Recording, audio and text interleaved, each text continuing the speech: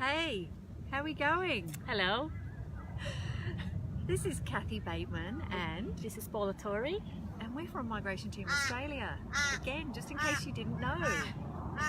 Alright guys, as you know, we are doing a Facebook Live series over the next few weeks, and last week we had a partner visa refusal session, which the feedback was just phenomenal. So thank you to everybody who joined us, and thank you to everybody who commented and shared, and thank you so much to everyone who just participated in their own way. So the feedback we had was absolutely phenomenal. So thank you. Let me explain where we are. We are sitting at the beautiful Palm Beach Currumbin estuary, just opposite the Dune Cafe. And it's stunning, isn't it? It is beautiful day here. This It's is getting warm. It is. It's starting to warm Do you want up. to show the beach? Yeah. Can we just have a look behind us and look at the water? It's just stunning. Absolutely beautiful. So this is one of Migration Team Australia's favourite spots. Absolutely. It's a good place for us to come and have a coffee and catch up. And some of our YouTube videos were actually filmed here, weren't they? Yes. Okay. Last year.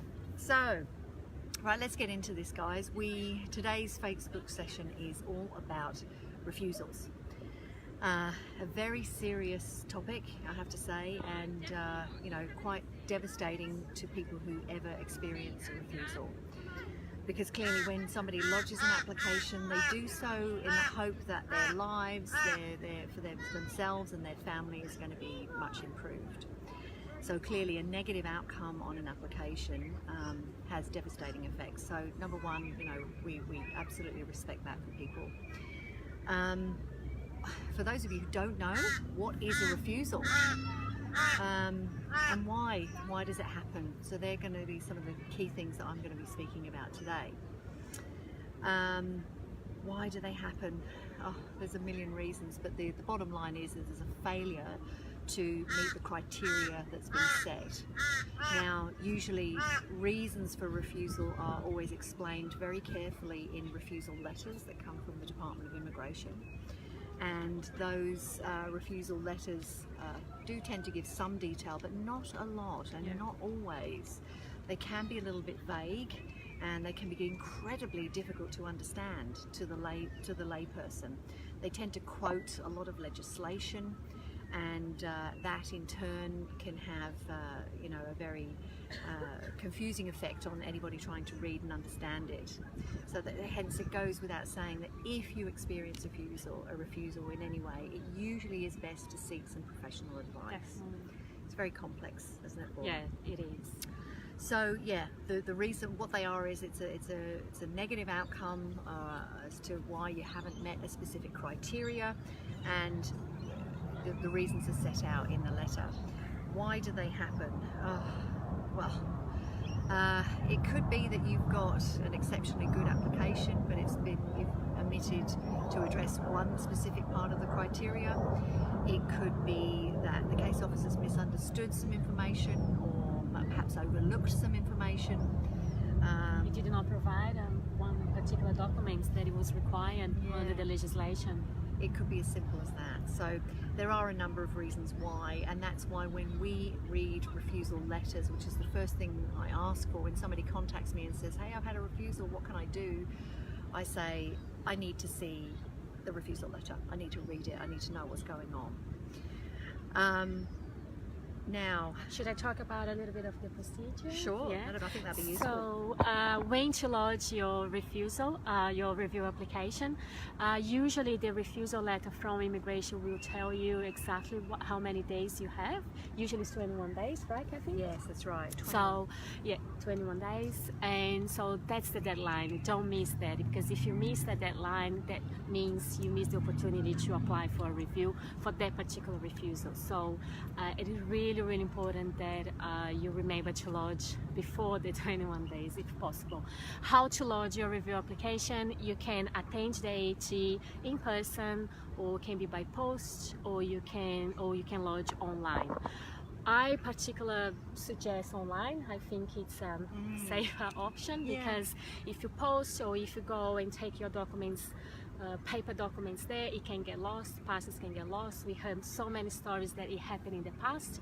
So I believe online it will be a better option. And when you lodge it, you should receive acknowledgement straight away. So it's a guarantee that it's in the system, it's there, so you can move on. The processing time for this for the review application, it varies. It depends on the circumstances of each case. It depends how busy the AHE is at the moment.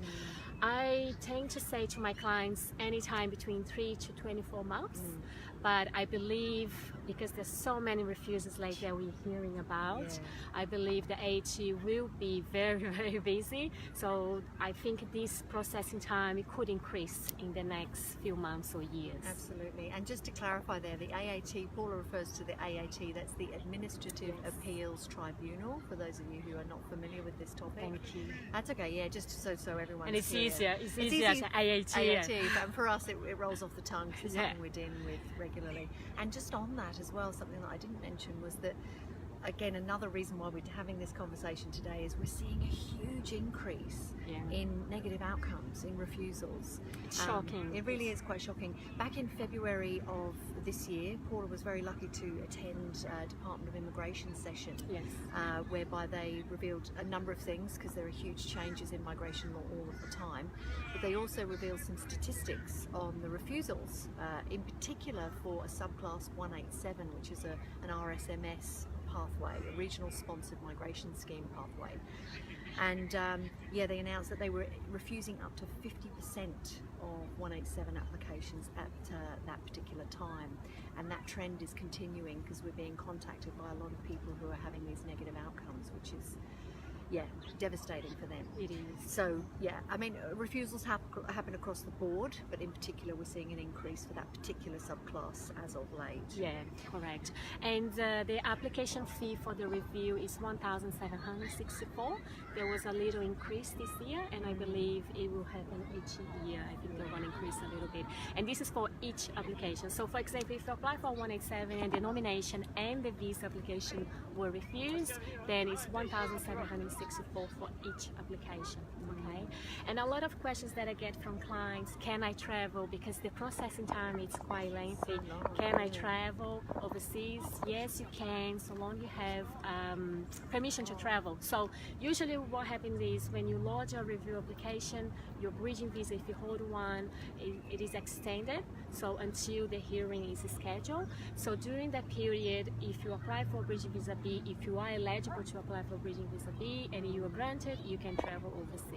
But bear in mind that AHE doesn't tell you when the hearing is going to be. No, we don't know. We don't know. Usually when they email us, say, okay, the hearing is scheduled for this date, it's usually they give you a 2 weeks warning. And that's when you have to provide. If you haven't done that before, that's 2 weeks. It's your last opportunity to provide any evidence, any other documents to support your review application. And I highly recommend you to do so. Okay, so to increase the chances to be successful at the AHE. The AHE can affirm the decision from the immigration, and which means your application was unsuccessful. AHE can also set aside and made a new decision. They can vary the decision from immigration, or they can remit the file back to immigration, okay, which means your application was successful. And if that happens, the 50% of the fees that you pay, this $1,164, 50% of that, so I'm not good with maths, I don't know how much. Let's not do the math. It's 50%. 800 something or 700 something. It's refunded to you. They send you a check. So that's a positive. A reasonable positive. Yeah. It still doesn't take away the heartache and the devastation and the stress and the anxiety, but there's a little bit of a glimmer of hope if you're successful. Can I just quickly touch on, you talked about refusals and about being onshore on bridging visas. Yes. Just on a side note there, that there's a particular part of the Migration Act, Section 48 of the Migration Act, that where it can, not always, but it can affect people where they have a refusal on and they don't hold a substantive visa, as in they're holding a bridging visa, and in that case they may be affected if they're looking at lodging other applications. There are particular applications that Section 48 does not apply to, but this is just very general information, as we said earlier. Yes. And another thing is, AHE is completely separate from immigration. Okay, so when you apply for a review, the member that is going to be allocated to your case, he or she will look at they will have a copy of your entire application, all the documents that was submitted to support your application with immigration. They will have a copy of the entire file, and they are going to look at your file and make the decision independently. Okay, and so once usually they have a hearing. It's not always the case, but most of our cases we had a hearing. Yes. It's an opportunity for you to provide any other evidence that you did not provide before, an opportunity to call a witness, and an opportunity for you for the member to ask a lot of questions and make clarification.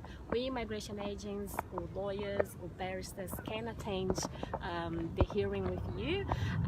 However, we cannot talk at the hearing. During the hearing, we cannot talk. At the end, the member usually gives you an opportunity to explain, clarify something. But during the hearing, it's all about you and the tribunal member. For sure, absolutely. So should we talk about a little bit of what are the reasons some of the visas are refused? Yeah, look, what we're seeing, as we mentioned earlier, we're seeing a huge increase in particular on 187. So I'll just mention that if I can. And we're just touching on general information here. So for 187s, we're seeing some of the biggest refusals on the genuine need and direct control of the employee, so that immigration do not believe that there's a genuine need for a full-time position for the occupation that you've nominated. And the other one is financial capacity of the business. Yes, it's huge. So, and we're seeing that more and more. So, and there are a lot of people who have smaller businesses who have lodged applications, and by smaller businesses I mean lower turnover. And they're starting to see these negative outcomes on the financial capacity element. So yeah, 187 is a hot topic at the moment. And we are seeing a lot of partner visa applications being refused as well. A lot of people are lodging themselves, and which is nothing wrong with that, but sometimes they don't have that knowledge of the legislation or the minimum requirements that the legislation requires for you to lodge a valid application or to meet some of the requirements. So most of the partner visas cases that we've seen lately, why they're being refused is because they don't meet the requirement of a genuine and continuing relationship. They haven't proved immigration they are in a genuine relationship. And how you do that? Lots and lots of documents. We touched last week a little bit about the partner visas, and I mentioned about the 4 areas. I don't know if you guys remember that, the 4 areas. Check it out. Have a look at the video. And so maybe you fail to provide or comply or meet one of those 4 aspects. So that's why a partner visa could be refused. So I think we've covered some pretty general stuff, but some specifics too. And I think the best thing to say is, if you do experience a refusal, it's very technical territory, and I would strongly recommend that you have a professional, as Paula said, lodging your application yourself. Sometimes most people are fine, without the assistance of a migration agent or a migration lawyer. But certainly when you're getting into refusal territory, it's pretty technical. Yes, and it might not be the end of the road. You still have, you may have an option. So don't panic. Please contact us or contact a professional to deal with that situation for sure. So you get the correct information, what to do, how to do it, and when to do it. Perfect. All right. Right. I think we've covered everything. Yeah, so next week we are going to be live again. Yeah, hot topic. So make sure that you're watching. By. Yeah, we'll reveal the topic very soon. Maybe we're going to be in a different location. We never know where we're going to be doing for. All right, it's been a pleasure being with you. Thanks so much. Thank you for everyone that's watching. I really appreciate that. Thank you. Everyone. Take care. Have a wonderful rest of the day. Take care. Bye-bye. See ya. Bye. Bye-bye.